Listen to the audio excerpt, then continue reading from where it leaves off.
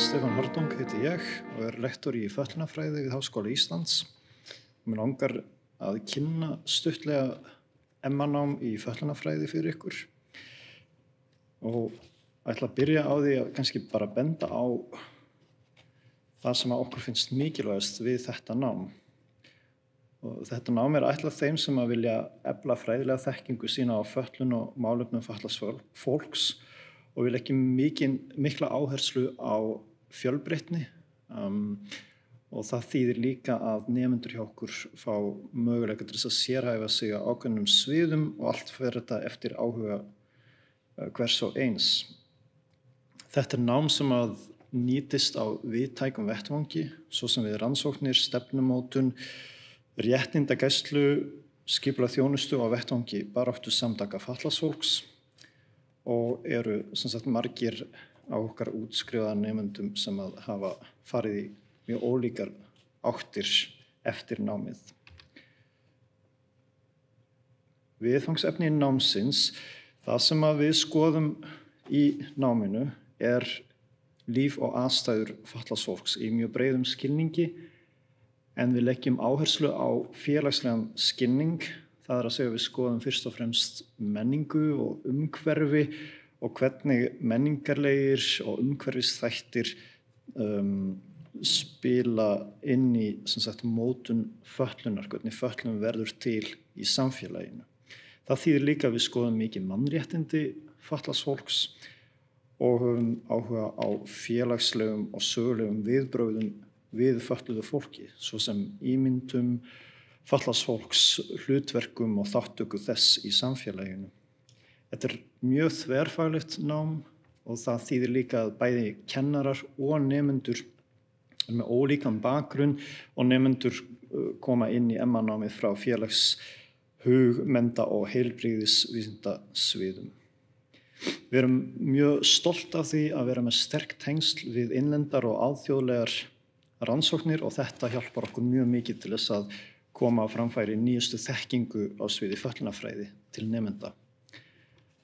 Varðandi samsetningu námsins, það mikilvægt að benda á það að við erum ekki einungis með MA-nám, heldur líka diplómanám sem 30 eininga nám eða 32 eininga ef að fólk vill leggja áherslu á opinbera stjórnsýslu og það ætlað þeim sem að vinna með eða hafa áhuga á að vinna að málefnum fatlaðs fólks, til dæmis á sveitarstjórnarstigi. Svo eru þó nokkrir nemendur sem að byrja í diplómanámi og halda svo áfram í MA-nám. En MA-nám 120 eininga nám, þar eru skyldunámskeið upp á 34 einingar, þar aðferðafræðinámskeið, ritgerð og valnámskeið alltaf 46 einingar. Og mjög mikilvægt að benda á það að fötlunarfræði hefur langa reynslu af fjarnámi og við erum mjög stolt af því, bjóðum upp á fjarnám og erum líka með mjög gott aðgengi og mikinn sveigjanleika í námi. Varðandi inntökuskilyrði þá það ekki flókið. Þeir sem vilja komast í MA-nám, þá gerum við kröfu BA, BS, B.Ed.-próf með fyrstu einkunn eða sambærilegt próf og ef fólk í vafa þá bara hvet ég til þess að hafa samband og skoða betur málið. En svo gerum við ekki kröfu fyrsta einkunn í diplómanámið og eins og ég sagði þá hægt að halda áfram eftir það ef að fólk hefur áhuga og halda áfram í MA-nám. Við erum ekki með neina fjöldatakmarkanir og ég legg áherslu á að við erum með mjög fjölbreyttan hóp nemenda sem að gerir bæði kennslu spennandi en býður líka upp á tækifæri upp á umræðu og að læra eða fá ný áhugasvið. Varðandi lokaverkefnið þá bjóðum við upp á val á milli 30, 40 eða 60 eininga lokaritgerð og það fer svolítið eftir í hversu mikinn áhersla nemandi vill leggja á ritgerðina og fræðilega vinnu. Og það mjög mikilvægt í MA-nám í fötlunarfræði að ritgerð og valnámskeið séu framkvæmd í samræmi við áhugasvið nemenda.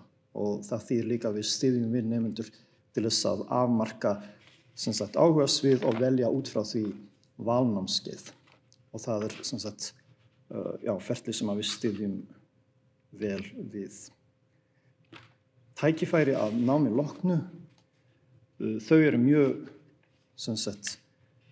markvísleg og auðvitað eru störfin að mennta og þjónustukerfisins, vinna við stefnumótun, réttindagæslu og líka á vettvangi baráttusamtaka fatlaðs fólks sem við erum í mjög miklum samskiptum við og okkur finnst það mjög mikilvægt. En svo getum við hugsað okkur að fólk fari út í alls konar áttir og til dæmis getur fólk farið út í mannauðsmál, viðburðastjórnun og svo framvegis því fatlað fólk fyrst og fremst fólk og tekur þátt á öllum sviðum lífsins og það þýðir líka fötlunarfræði hefur hlutverk að gegna á öllum þessum sviðum. Fyrir utan það var hægt náttúrulega að halda áfram í rannsóknarstörf eftir námið og jafnvel fara í doktorsnám í fötlunarfræði. Ef þið hafið einhverjar frekari spurningar eða að velta fyrir ykkur hvort þið fáið aðgang að náminu, þá ráðlegg ég ykkur að hafa samband við kannski fyrst og fremst mig. Ég formaður námsbrautarinnar og þið sjáið þarna netfangið mitt. Og svo setti ég líka hérna inn á glæruna 2 vefsíður sem að sýna rannsóknarverkefni sem eru í gangi í fötlunarfræði bara í dag. Og þetta eru afar stór verkefni sem afar stolt af og sem að sýna vel hvers konar, eða þetta eru dæmi hvers konar rannsóknir fötlunarfræðingar gera. Þannig að ég hvet ykkur til þess að skoða það. Og svo má auðvitað hafa samband við nemendaþjónustu félagsvísindasviðs bara í tengslum við nám almennt. Ég þakka ykkur fyrir að hlusta og endilega látið okkur vita ef þið hafið áhuga á náminu.